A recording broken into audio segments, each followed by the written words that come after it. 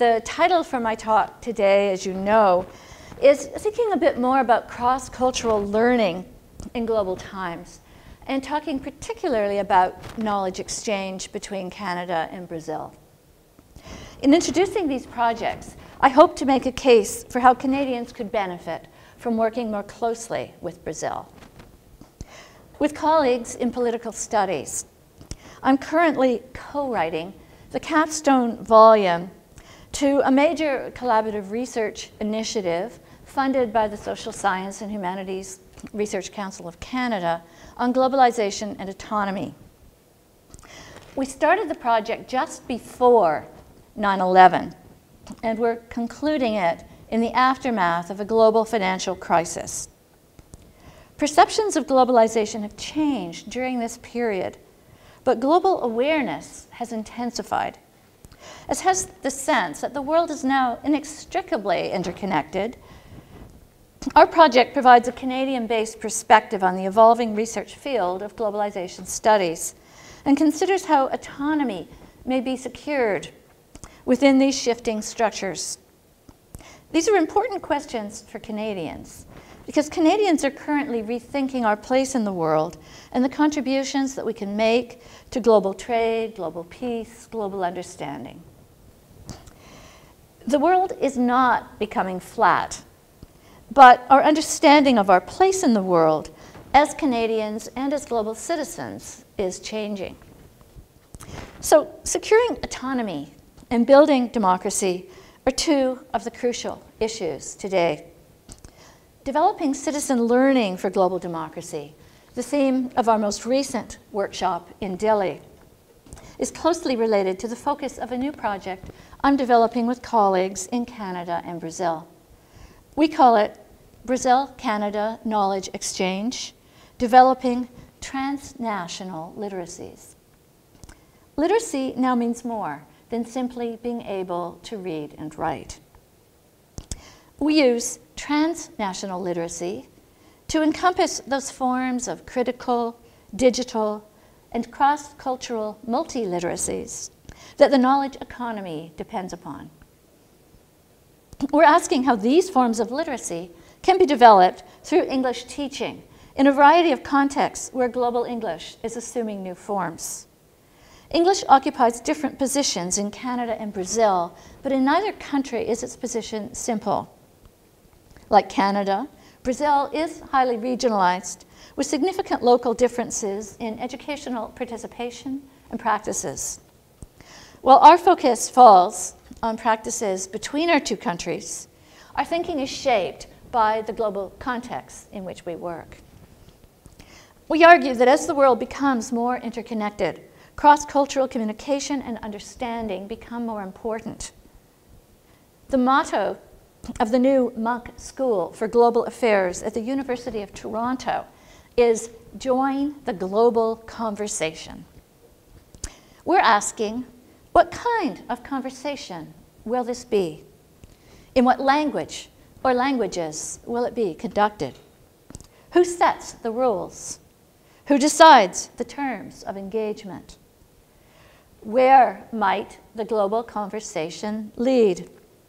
How will global community be negotiated?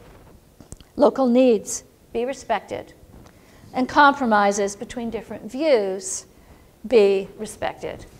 These questions about power, agency, and control have been asked in different forms for many years, but they're acquiring a new urgency in the current global climate. The G20, as an experiment, is slowly opening a global conversation to formerly excluded and marginalized voices, but it provides a very limited model with mixed results to date. Can universities develop a more inclusive and more effective model? So these are some of the big questions framing our work.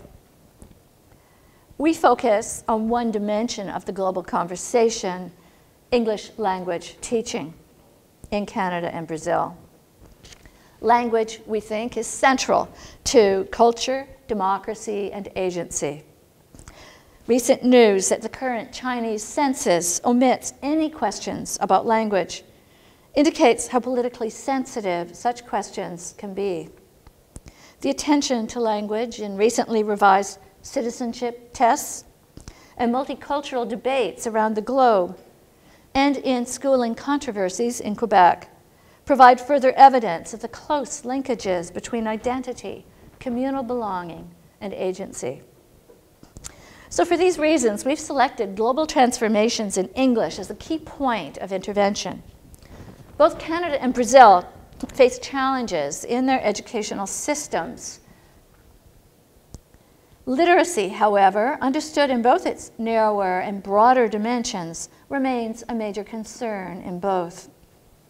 Canada has a much higher participation rate at all levels of education, whereas Brazil, with a much larger population, is scrambling to catch up in terms of enrollment. Canadian promotion of French-English bilingualism has a checkered history of success and pullbacks. Brazilian policies promote English teaching and recognition of the global importance of English, and Spanish in recognition of Brazil's location within South America. Brazil is beginning to address equity of access, but much more remains to be done. From our work together, we expect to see research outcomes in changed pedagogical practices, curriculum development, and teaching material in transnational literacies, including the critical, cross-cultural, digital, and multimodal literacies. Enriched academic understanding of globalization processes, the knowledge, society, and interdisciplinarity, and better understanding of how globalization is changing Canada and Brazil. Through our focus on work with teachers and in the public schools, we aim to enrich public understanding of globalization processes and the function of English and multilingualism within them. And at the simplest level, we hope to encourage student and wider public interest within each country in learning more about the other and building closer connections between our two countries. So I'm hoping this talk has made you more curious about Brazil, about the scope of transnational literacies, and the potential of International Education Week to spark new understanding, new thinking about Canada's role in the world. How can education be reinvented for our times? How can democracy be renewed? Globalization inspires such questions, and it challenges us to think more deeply about them. So it's an honor to be invited to speak to you here today, and I welcome your comments and your questions. Thanks for listening.